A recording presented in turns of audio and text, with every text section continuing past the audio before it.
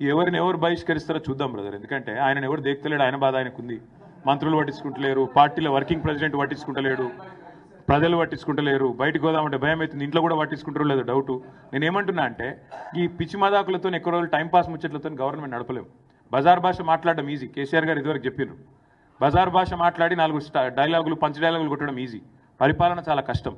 అలా కూర్చుంటే తెలుస్తుంది. ఇలా ఎవరి సత్తా ఏందో ప్రజలకు అర్థమైంది. పరిపాలన సామర్థ్యం ఏందో ఇప్పటికే అర్థమైంది. ఇంకా రానున్న రోజులు అన్నీ తేలుతాయి. ఎంత సిల్లి అండి, నాకు అర్థం కాదు. అసలు కామన్ సెన్స్ ఉందా ముఖ్యమంత్రికి?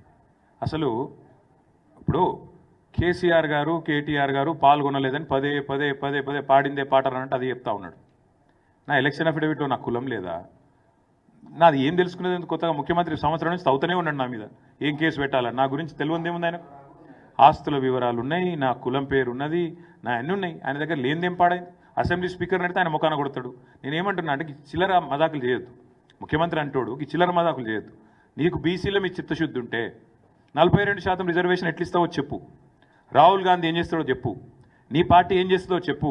బీసీల మీద ప్రేమ ఉంటే 42% రిజర్వేషన్ ఇచ్చే మాట నిజమే అయితే ఎట్లా నీ కార్యాచరణ ఏందో చెప్పు.